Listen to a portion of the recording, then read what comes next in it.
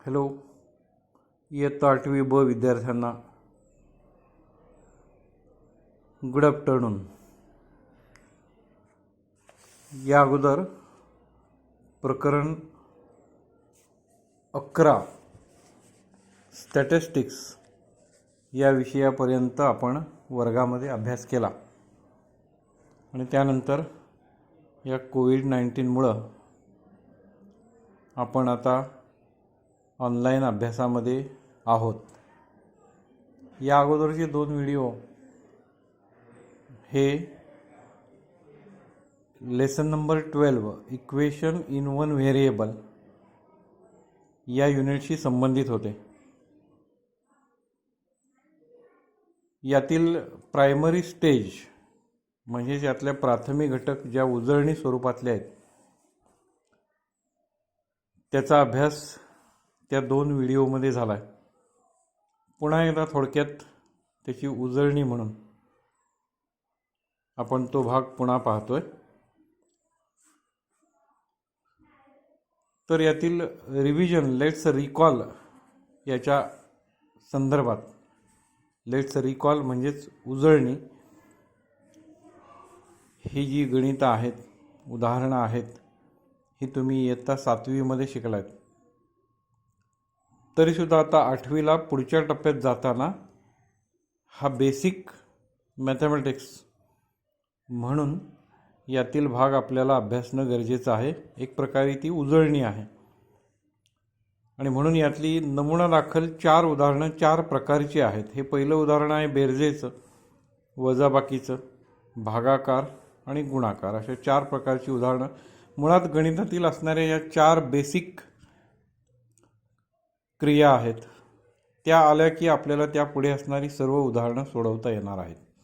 तत्पूर्वी प्रकरणाचं नाव equation in one variable. Equation म्हणजे समीकरण, इन वन व्हेरिएबल, व्हेरिएबल म्हणजे चल, ज्यामध्ये आपण एक्स, वाय, झेड किंवा ए पासून ते झेड पर्यंत असणारी अक्षर वापरतो. उदाहरणार्थ इथे एक्स आहे, इथे एक्स आहे, तर हे एक्स एकच व्हेरिएबल, व्हेरिएबल म्हणजे चल, या समीकरणामध्ये आहे आणि म्हणून त्याला आपण एका चलातील समीकरणे, इक्वेशन इन वन व्हेरिएबल असं म्हणतो. मग वेगवेगळ्या प्रकारे म्हणजे इंग्रजीत जे अल्फाबेट आहेत त्यातील वेगवेगळ्या प्रकारची ए पासून ते झेड पर्यंत असणारी सर्व अक्षरं आपण व्हेरिएबल म्हणून वापरू शकतो. बघा, या उदाहरणात तुम्हाला कुठे एक्स दिसेल, कुठे ए दिसेल, कुठे पी दिसेल, कुठे एम दिसेल. तर ए पासून ते झेड पर्यंत असणारी जी चल आहे, अक्षरं आहेत, ती आपण चल म्हणजेच व्हेरिएबल या स्वरूपात वापरू शकतो. आणि म्हणून त्या बेसिक मॅथमॅटिक्स यामधील ज्या 4 क्रिया आहेत त्या क्रियाशी संबंधित असणारी ही 4 उदाहरणं होती आणि तुम्ही ती या अगोदरच्या व्हिडिओमध्ये अभ्यासात अगदी सोपी आहेत. बघा, याच उदाहरणामध्ये x + 4 = 9 to find value of x means solution of this equation. बघा, x + 4 = 9 असं उदाहरण आहे. यातील एक्सची किंमत काढणे म्हणजेच हे समीकरण सोडविणे असं आपण त्याला म्हणतो. x + 4 = 9. This 4 plus is removed by using subtraction.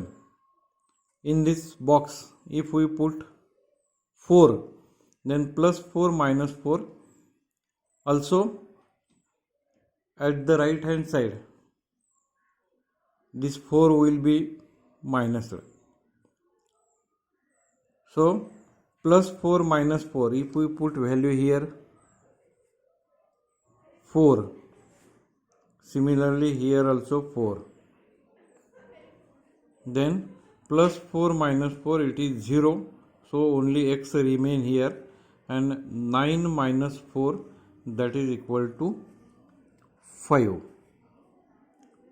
तर अशा प्रकारची उदाहरणं आहेत. म्हणजे प्लस असणारी संख्या घालवून टाकणे, रिमूव्ह करण्यासाठी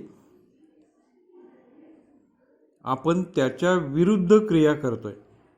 +4 घालवण्यासाठी -4 ॲड करतोय त्यामध्ये. आणि ही क्रिया इक्वेशनच्या दोन्ही भागात करायची असते. हे LHS आहे आणि हे RHS आहे. LHS मधून आपण जर 4 वजा करतोय तर RHS मधून सुद्धा हे 4 आपल्याला वजा करावे लागतील. So +4 -4 addition is 0 and remain only x. Also here 9 - 4 it is 5. So x is equal to 5 is the answer of this equation. If we put value of x 5, then 5 + 4 it is equal to 9 and this equation is satisfied. हे equation satisfy म्हणजे समाधानकारक ठरतं कधी, जर यामध्ये x ची किंमत 4 वापरली तर, 5 वापरली तर. म्हणून या इक्वेशनचं सोल्युशन म्हणजेच उत्तर हे 5 आहे. So 5 + 4 is equal to 9. अशा रीतीने हे समीकरण समाधानकारक ठरतं. म्हणून या व्हेरिएबलची व्हॅल्यू म्हणजेच किंमत 5 आहे. आता या 4 टाईपमध्ये फक्त एकच लक्षात घ्यायचं, +4 घालवले की आपल्याला x मिळणार आहेत, म्हणून त्यामध्ये -4 केले. इथे जर आपण हे -2 घालवले तर आपल्याला x ची व्हॅल्यू मिळणार आहे, म्हणून -2 घालवण्यासाठी +2 केले आणि ती प्रोसेस समीकरणाच्या दोन्ही भागात करावी लागते. म्हणून LHS मध्ये जर आपण 2 मिळवले तर RHS मध्ये सुद्धा आपल्याला 2 मिळवायचे आहेत. आणि मग बघा -2 + 2 दॅट इज 0, 7 + 2 दॅट इज 5. या ठिकाणी आपण त्या व्हॅल्यू घालू शकतो. -2 + 2, so it is 0, only x remain. Then 7 + 2, so it is 9. In this way, value of variable x is 9. बघा हे लक्षात आलं का? -2 घालवण्यासाठी आपण त्यामध्ये 2 मिळवतोय आणि ही क्रिया समीकरणाच्या दोन्ही भागात करायची आहे. इकडे 2 मिळवले म्हणून या बाजूला सुद्धा हा भाग म्हणजे हा आहे LHS आणि हा आहे RHS. LHS मध्ये 2 मिळवतोय म्हणून RHS मध्ये सुद्धा आपण 2 मिळवणार आहोत. आणि मग या दोघांची बेरीज -2 + 2 that is 0, so only x remain and addition of these two that is 9. So x is equal to 9 is the value of variable x. Similarly, in this x divided by 3 it is equal to 4. So to remove this 3 we multiply by 3 to both side, LHS and RHS. बघा गुणाकार रूपात जर आपण 3 इथे ठेवले तर 3 3 हे जातील आणि फक्त x शिल्लक राहील. आणि म्हणून x ला आपण या LHS ला 3 ने गुणतोय, त्यामुळे 3 आणि 3 याचा भागाकार होऊन आपल्याला फक्त x शिल्लक राहतात आणि याला आपण 3 ने गुणल्यामुळे याचा गुणाकार 12. So value of x it is equal to 12. मग ही झाली तिसरी स्टेप, म्हणजे addition, subtraction, division and the last is product, that is multiplication. Example number 4 is 4 multiplied by x, that is 4x is equal to 24. We have to find value of x. So if we want to remove this 4, divide each side by 4. So 4 gone and only x remain here, and the division of 24 by 4 that is 6. So x is equal to 6 is the solution of this equation. if we put value of x 6 here, so 6 into 4, that is 24, it is equal to 24. So the equation is satisfied when if we put value of x is equal to 6. So 6 is the answer of this equation. Answer means value of this variable. या समीकरणातील x ची किंमत शोधणे हे आपलं काम आहे आणि गुणाकार रूपातील 4 घालवण्यासाठी आपण त्याला 4 ने भागतोय आणि ही कृती समीकरणाच्या दोन्ही भागात करायची असते आणि त्यामुळे हे 4 4 गेल्यानंतर हे x शिल्लक राहिले आणि याचा भागाकाराला 6. x बरोबर 6 ही जर किंमत इथे आपण ठेवली तर 4 सख 24, 24 बरोबर 24 म्हणजे x च्या या किमतीला हे समीकरण सॅटिस्फाय म्हणजे समाधानकारक ठरतं आणि म्हणून यामधील व्हेरिएबल x, चल x याची किंमत आहे 6. तर अशा रीतीने आपण इथे 4ही प्रकार अभ्यासलेत. त्यामुळे आपली पुढची उदाहरणं सोडवताना लक्षात घ्यायचं, मी मुद्दाम हा भाग तुमचा झालेला आहे म्हणून मी थोडक्यातच घेतोय, पुढची उदाहरणं घेणार आहे. तर आपण 4 गोष्टी लक्षात ठेवा. प्लस असणारी संख्या म्हणजे अधिक रूपात असणारी संख्या घालवायची असेल तर ती संख्या दोन्ही बाजूतून वजा करावी, हा याच्यासाठी रूल. जर वजा असणारी संख्या आपल्याला घालवायची असेल तर तीच संख्या दोन्ही बाजूत मिळवावी. इथं मिळवलेली आहे दोन्ही भागात. आणि जर भागाकार रूपात असणारी संख्या जर आपल्याला नको असेल घालवायची असेल तर त्याच संख्येने दोन्ही भागांना गुणायचं आहे. आणि चौथं, जर गुणाकार रूपात असणारी संख्या आपल्याला घालवायची असेल तर त्याच संख्येनं समीकरणाच्या दोन्ही भागांना भागायचं आहे. तर ही आहे उजळणी आणि म्हणून मी डायरेक्ट एक्झाम्पल घेतोय. प्रॅक्टिस सेट 12.1 यातील हा क्वेश्चन नंबर 1 तो तोंडी सोडवण्यासारखा आहे. बघा प्रश्न काय म्हणतोय तो, each equation is followed by values of variable. प्रत्येक समीकरण हे चलाच्या विविध किमतींनी सोडवलेला आहे. Decide whether these values are solutions of that equation. हे तुम्ही ठरवा की एक्सच्या या विविध किमती या समीकरणाला योग्य ठरतात का किंवा समाधानकारक ठरतात का. म्हणून एक्झाम्पल नंबर 1 घेतोय. x -4 is equal to 3 and value of x is given -1. Put value of x -1 in given equation. So x -4 is equal to 3. Put x is equal to -1 here. -1 -4 it is equal to given 3. So -1 and -4 it becomes -5. It is also given 3. So -5 is not equal to 3.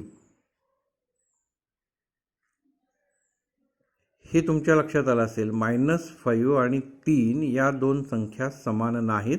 म्हणजे आपण या समीकरणामध्ये x ची किंमत -1 ठेवली असता समीकरण समाधानकारक ठरत नाही. आणि म्हणून therefore x is equal to -1 is not value of x.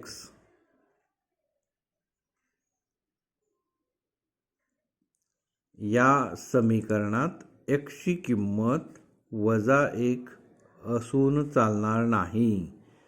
या किमतीला हे समीकरण समाधानकारक ठरत नाही. x is not in this equation value of x is not -1. आपल्याला फक्त एवढंच यामध्ये विचारलं आहे. डिसाईड म्हणलं आहे, ठरवा म्हणलं आहे. Decide whether these values are solution of that equation.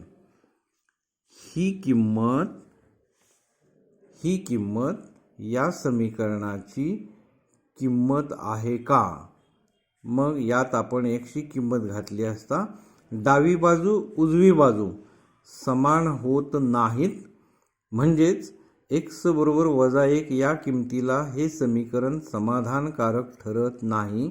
म्हणून x बरोबर -1 ही किंमत या समीकरणाची नाही किंवा या चलाची नाही.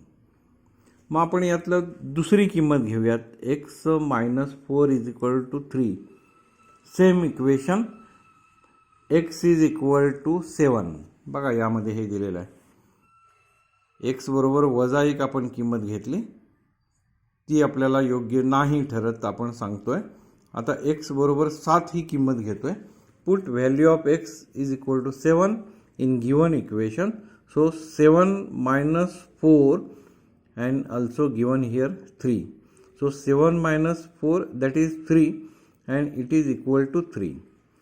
LHS it is equal to RHS. डावी बाजू आणि उजवी बाजू समान होते and therefore x is equal to 7 is value of given equation. x बरोबर 7 ही या समीकरणाची किंमत आहे किंवा या किमतीला हे समीकरण सॅटिस्फाय म्हणजे समाधानकारक ठरतं. अशा रीतीने आपण हे उत्तर लिहू शकतो.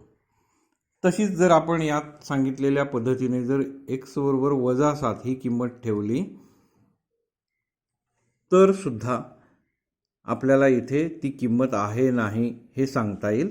For example x -4 = 3 and the third value given that is -7. So put x is equal to -7. So -7 - 4 that is equal to 3. So -11 = 3. Both these sides are not same. And therefore in this draw this type of cross line showing that these two values are not equal. अशी cross line त्यावर मारा. ही line काय दाखवते तर डावी बाजू उजवी बाजू समान नाही. It means if we put value of x is equal to -7 in this equation then this equation is not satisfied. x बरोबर -7 या किमतीला हे समीकरण समाधानकारक ठरत नाही and therefore x is not equal to -7. x ची किंमत -7 असू शकत नाही हे आपण यातनं सांगू शकतो. तर या प्रकारची ही सर्व उदाहरणं आहेत. तुम्ही त्या व्हिडिओमध्ये सुद्धा अभ्यासलेले आहेत. दुसरं उदाहरण यातला दुसरा क्वेश्चन आहे, त्यातलं उदाहरण घेतोय. Solve the following equation. खालील समीकरणे सोडवा. यातले 1-2 उदाहरणं सोडवून झालेले आहेत. मी यातलं हे उदाहरण घेतोय. Question number 2, example number 4, that is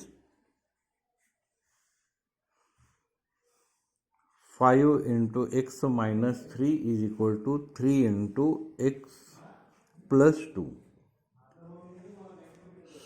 Solve the following equation means find value of x. यातील व्हेरिएबलची किंमत काढा. अशा प्रकारचं ते उदाहरण आहे. So simplify this. First simplify by multiplying by 5 to this bracket. So 5 × x that is 5x. 5 × -3 that is 15 -15. 3 × x 3x and 3 × 2 that is 6. Simplify सोडवलं आपण, सोपं रूप दिलं या दोघांचा गुणाकार करून. Then 5x this plus 3x take here to LHS that is it becomes -3x. and this plus 6 as it is, this minus 15 transfer to RHS, it becomes plus. So 5x minus 3x, it becomes 2x. Subtraction and addition of these two, so it is 21. 15 आणि 6 21. And therefore if we want to find value of x, this multiplied to transfer to RHS at the bottom, that is numerator, and value of x become 21 by 2. So this is the value of x. In this way complete all these examples. या प्रकारची सगळी उदाहरणं सोडवा. आता हा video 20 मिनिटाचा होतोय. मी उद्यापासून याची पुढची गणितं त्या वेळी घेऊ. उद्यासुद्धा आपला दुपारी 3 नंतर तास आहे. माझ्या मोकळ्या वेळात मी हा व्हिडिओ तयार करतोय आणि तुम्हाला पाठवतोय. थोडा पुढे मागे वेळ होण्याची शक्यता आहे आपल्या या शाळेतील कामकाजानुसार, आणि म्हणून तुम्ही यातली ही पुढची उदाहरणं हळूहळू सोडवत चला. मी उद्या यातील या पुढच्या उदाहरणांचा अभ्यास सांगेन. तुम्ही घरी तुम्हाला जमेल तो भाग करत चला. पुढे पुढे जिथे आवश्यक आहे तिथे आपण ती गणितं परत परत पाहणार आहोत. तर अभ्यास करा. सर्व प्रॅक्टिस सेट क्रमाने व्यवस्थित सोडवा. ठीक आहे, आपण इथे थांबतोय. थँक्यू.